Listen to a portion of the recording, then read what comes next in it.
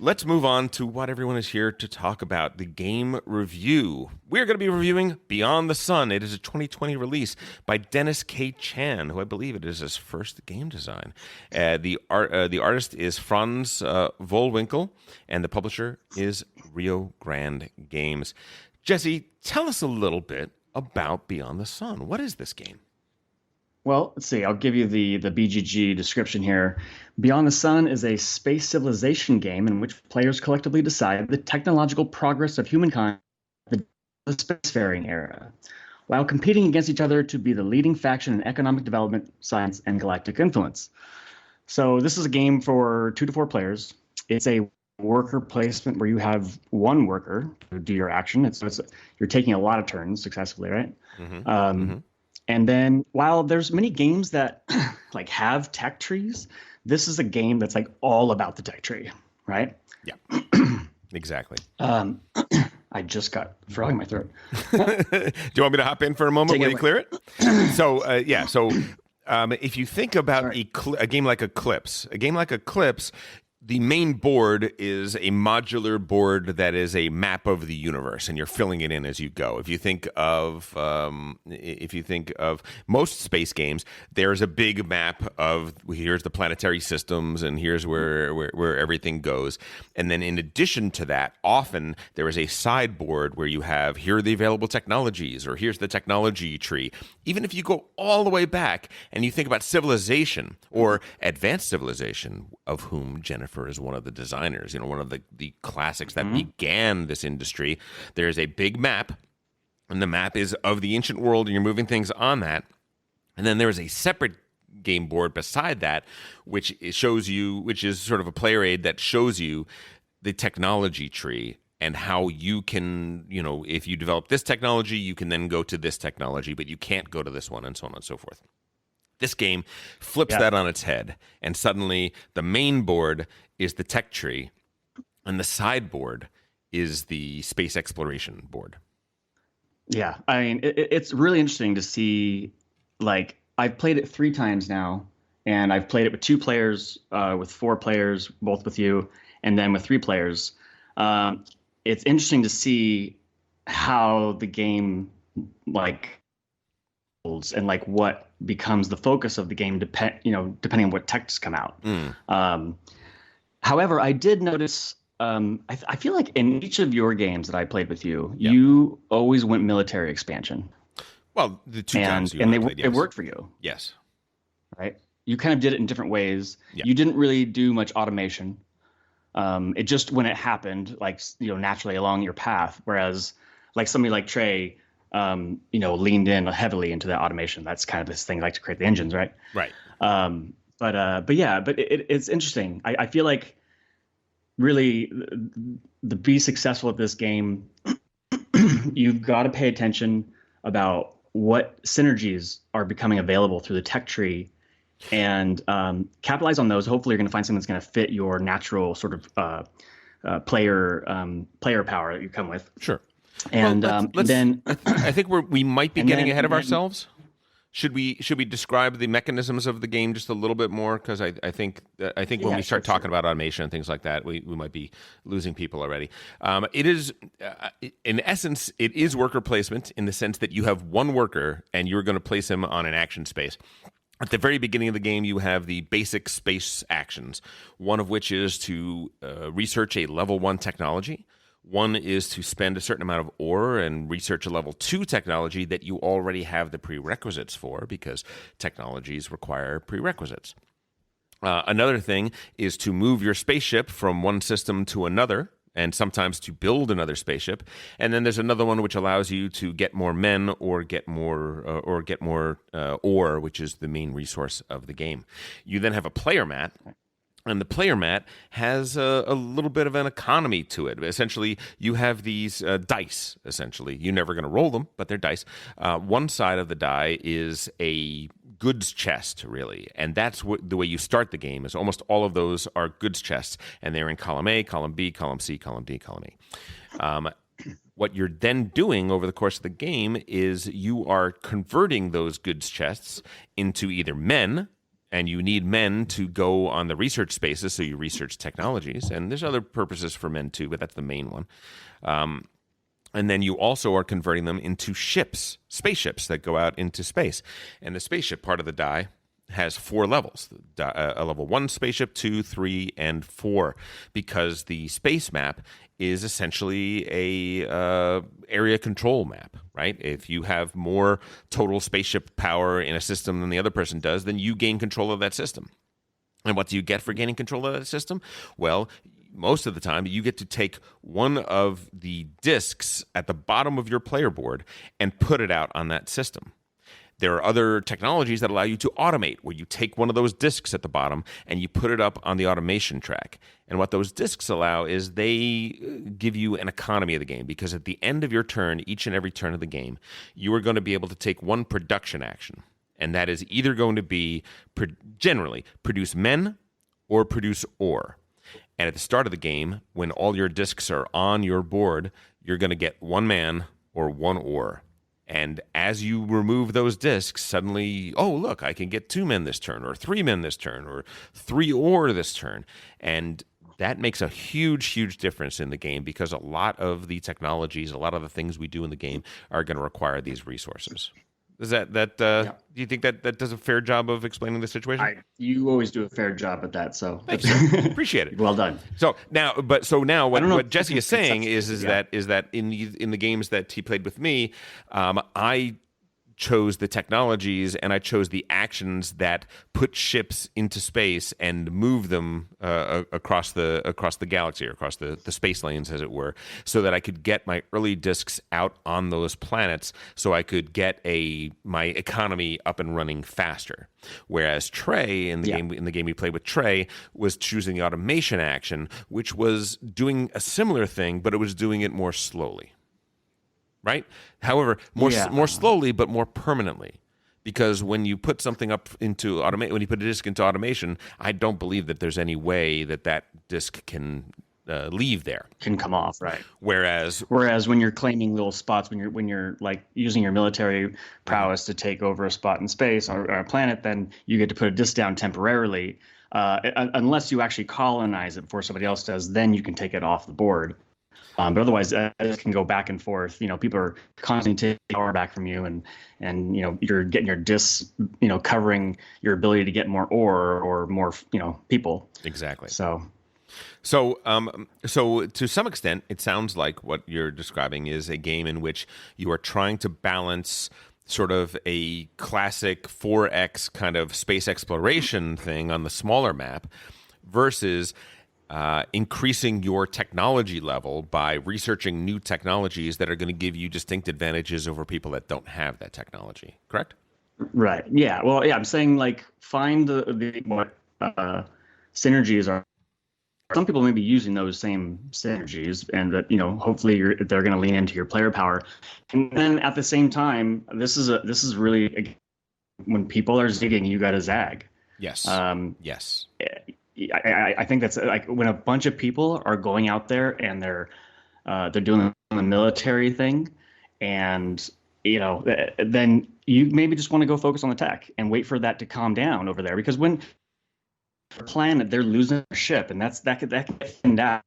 And if you just pop at the right time, you can take a planet for not have to be constantly thrown around, Yeah, Jesse, so you got to find those balances. You were cutting out just a little bit there, so let me rephrase what you just said. Oh, okay. You said that when there are a lot of ships in the system, when there's a lot of people fighting over control of these planets out there, that focusing on tech at that time is a really good thing. To be doing the unpopular thing is often the way to get a lot for a little. But it can shift, because when you do a colonize action, some of the planets that are out there in the star system map are cards, and they have a certain level of tech of military that you have to have in that system, and you have to have control of the system. And if you have a technology that allows you to do it, you can put your one worker on a space and you can colonize that system. When you do, that level of military has to go away. So if you colonize a world that needs 5 military, those 5 levels of ships, 2 level 1 ships and a level 3 ship, they go back to your player board and become boxes, become basic resources once again. And that can really change the makeup of that of the spaceport. Suddenly, the spaceport, which looked like, oh my goodness, everybody is fighting over everything, and it's going to cost me so many ships just to take over this or take over that. Suddenly, 2 people colonize, and half of the ships on the board are gone. And so maybe that's the time to shift your thinking and to get into the space game, right? Yeah. And paying attention to those, I guess, those achievements that come out, those bonuses you can get at the end of the game. Although sometimes, you can't just zag when they're zigging, because you're racing for an achievement with somebody. Like if you're the first one to get the 4th technology level, then you get an achievement. So you want to be the first one to do that. Yeah. You get more points, 4 versus 3 or whatever. Correct. Yeah. And 1 point advantages can there's a bunch of ways to score points in the game. A lot of your points are going to come from the colonies that you create. And making a system a colony is generally going to score you between 4 and 6 victory points, I think, for the most part. And some of them offer other little advantages as well, of the little bonuses.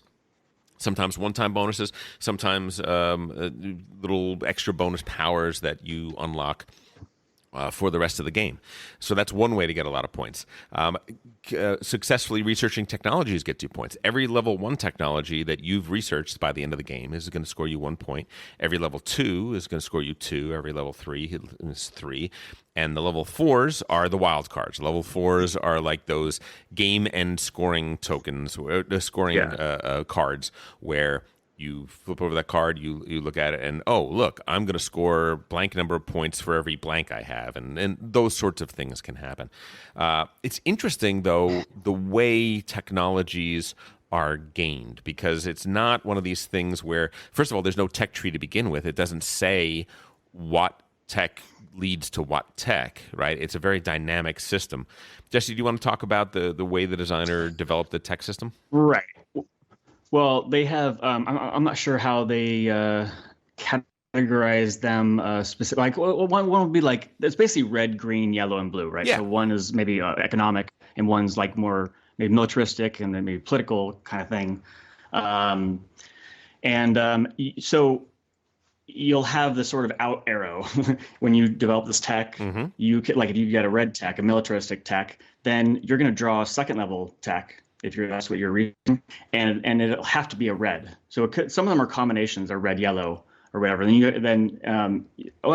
you play the basic version, you'll get to flip over 2, correct, like that have red, and then choose one of them. But when you play with the advanced rules, you're just laying out at the beginning what these level 2 techs are going to be. And so I do prefer that. I think it's better. I understand how it can sort of slow down the game a little bit more, because you're stopping to think. But I do like that that you can plan.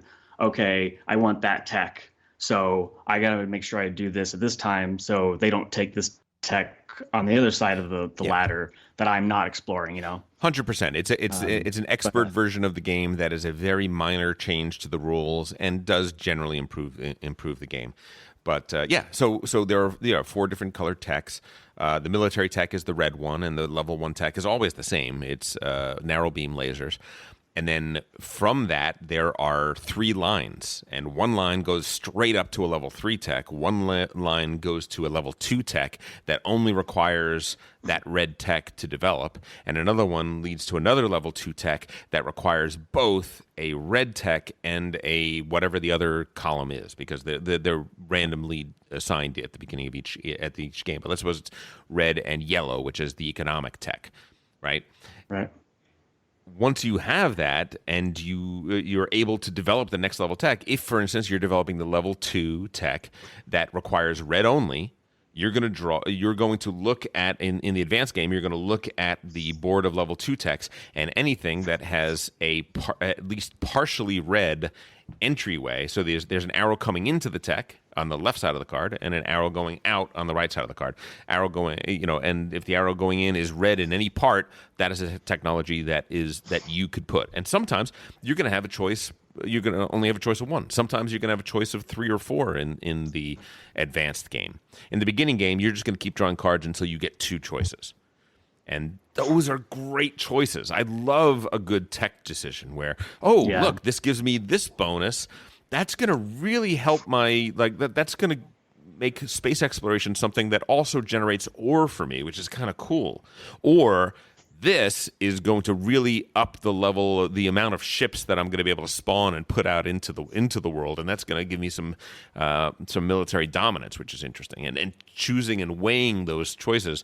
I don't know about you, Jesse, but I found that fascinating. I was really every time I had those choices, they were fun. I was always invigorated. Like I know Trey had some objections to this game. He was checking out. Elder was checking out. I think Elder was playing a different game when we were playing this.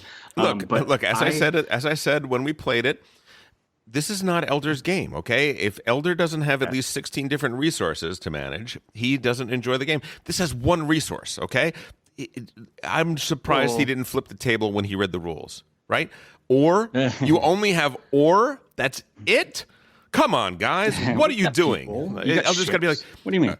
What ore is it? Is it vibranium? Is it mithril? What are we even talking about here? So I don't think it fits Elder's play style, and it's not really the things that Elder loves about games. This is not that. So so we should recognize that some of the people that we really respect play this game and we're like, it's okay. Sure. I really enjoyed it. I mean, I have some issues with it, but what are your issues? I'll get to that. I just want to point out also, like, if you are going to go for these sort of like game-breaking level 4 techs that give you all these a massive amount of points at the end, keep in mind. I don't know if we mentioned this, that when you go up the tree, not only do you have to if you did a red tech, that you're going to put a red tech, but you can't just run straight up the tree to the 4th level.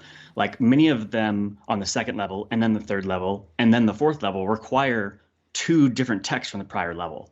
Correct. So, and that sort of gets exponential, right? So by the time that you're going to try to get that 4th tech, well, you need 2 level 3 techs that are next to each other. Or 2 of the 3 in this certain section. But then for each of those, or for at least one of those, you're going to need 2 out of, a double to get to the 3rd for each of them. You know what I mean? So it's exponential. It's hard to get up there, basically. There's a really good shot that if you want to get a level 4 tech, you will have needed to research at least 3 of the level 1s, at least 2 or 3 of the level 2s in order to make the tree work for you. And if you were investing in that, if you're going for these technologies, if you're doing the research, then you're maybe not colonizing and you're missing an opportunity to take a card off the board, or you're not putting more ships on there. Now, some of the techs come with an immediate bonus, so when you research it, you just get some stuff, and so you can really get a bunch of those that can help you get more ships on the board and do some special things. But then they're going to come. Those particular cards are going to come with maybe a weaker spot that you can now do. But most of the time, these cards are coming with a new spot that you can do something more powerful, a more powerful version of what the basic things that you can do in the game. Yes. I found it. Yeah. No, go ahead. I really found it really interesting throughout the entire time. I feel like our games were like 3 hours long. I think so, and we were playing deliberative games. I think that for other people, I think 2 hours, 2.5 hours is plenty doable if you already know the game and understand the game. I think that's probably closer to the actual time. Yes, 3 hours if people really want to think it through, because there's a lot to think about. We also have to teach that thing for us too. Yes, exactly. Yes, but I was interested the entire time. Like if I do like that you're making one move, right? Mm-hmm. Like it can when we played, I was moving pretty quickly. I think there was one move and I really had to think about it. But I think it gives you a chance when people, because you're making one move, they're making a move. While they're making their move, if they're taking enough time, as long as they're not going to really block you, then you might be able to do the thing that you were planning to do, and then the game can really flow. Yeah. The actions are not long. Even if it wasn't, I didn't care if somebody took a long time. I enjoyed the process of going, okay, this seems like a good move to me, but is there another option? What happens if they do this? And what are they after right now? what am I expecting them to do? Oh, Trey's going to colonize at this point, so I should probably colonize now to block him. Mm-hmm. And so I don't know. That was fun. Never got bored of that. Oh yeah, process. There is a timing and flow to the game as well, that if you can grok it and if you can sort of figure that out, you can really do well in the game. But you have to be paying attention to that. Like I just researched this level 3 tech. I'm the only one who's researched it, so the action space on that 3 tech I know is mine. I can take that, and no one else is going to be able to take that, because in order for somebody else to take that, first they have to research it, and that will give me the time necessary to know that. Another tech, a level 2 tech that I really want to take, 3 out of 4 of us have researched that tech. Anybody could jump on that. I better prioritize that as my next action. A lot of decisions like that happen in the game. The turns are short. You are putting a piece down in a place. You're doing what the action says, and then you are taking you're taking a production action, getting men or mostly, and then it moves on to the next player. The only thing that makes it longer is the decision of where to place your one pawn. And as the game goes on, more and more spaces are available. More and more choices are available. So it can get a little thinky. And Here's my take on Beyond the Sun.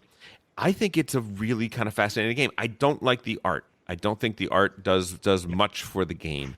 I don't think that the military board, the map board, it feels a little take that. It's a very simple, that aspect of the game is a very simple area majority, slap the next person around and take what you can from it. So it's not particularly inspired, but once again, that's the sideboard, right? It's going to generate a lot of points in the game, so it's important, but it is the sideboard. I think this is a very different game.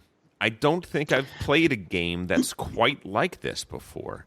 And that invigorates me. That's a very, very interesting to me.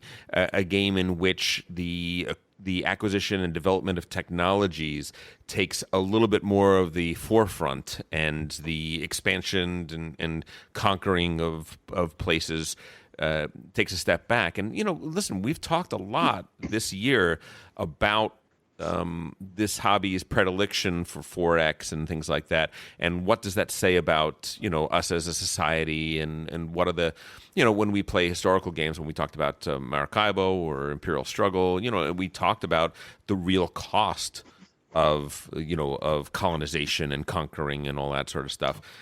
Strangely enough, and listen, we said that you put it into space, and suddenly we're kind of absolved of that, right? We don't have to face that. But this actually takes it a step further, and this is a game that's not the focus of the game. The focus of the game is increasing knowledge, right? Is improving ourselves to some degree. Maybe I'm reading too much into it, but I do. No, that's good. I mean, put your own narrative on it. I think that Trey's big thing is he felt. He says it's very statistic-y, it does feel a bit statistic-y. I didn't hear him say that. Look, it's very abstract, right? Like it's not. You're right. You're not like conquering people so much. There are technically you can automate these farms, and you can generate more people technically, but you're converting your man into a ship, and I don't know. It doesn't feel very personal, I guess. But on that note, I guess one of my criticisms of this is that I don't really buy into the narrative.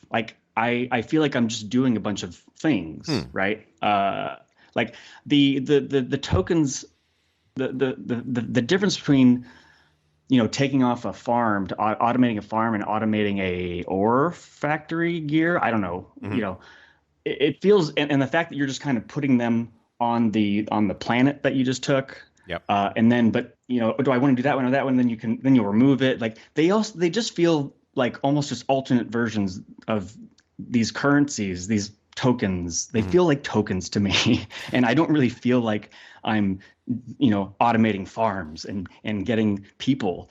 Not that it has to be that way, but this is a tech tree focused game by its very nature. It's abstract. But even when Trey and I LARPed it? I don't know.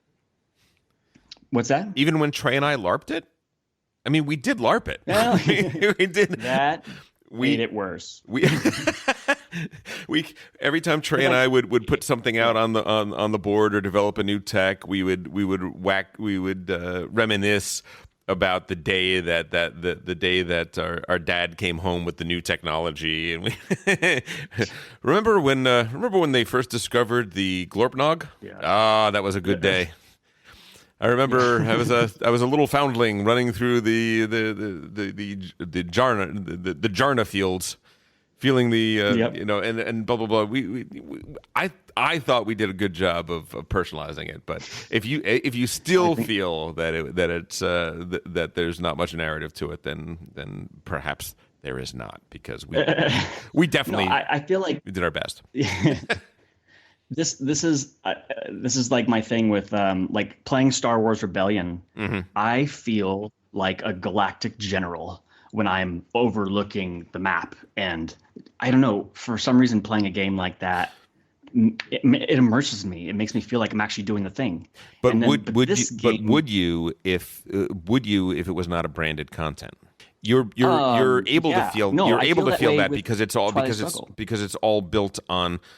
No, but Twilight Struggle as well is built on, right? It's built on canon, the canon of the Cold War, the canon of the Star Wars universe. If you were if Star Wars Rebellion was built in the world of Twilight Imperium, right, or something along those lines, would that do anything for you? Because you haven't watched a movie set in that world. You didn't live through the Cold War. You didn't do that sort of stuff. I just think that you're kind of comparing apples to oranges a little bit. There are games that do a great job of narrative in and of themselves, but it's hard. That's a hard thing to do. Yeah, I don't know. I mean, I guess you could say that I'm filling in a lot of the gaps, and this I know Tatooine, and so it's so much richer, I guess. But I don't know. I have to think on that, because I don't.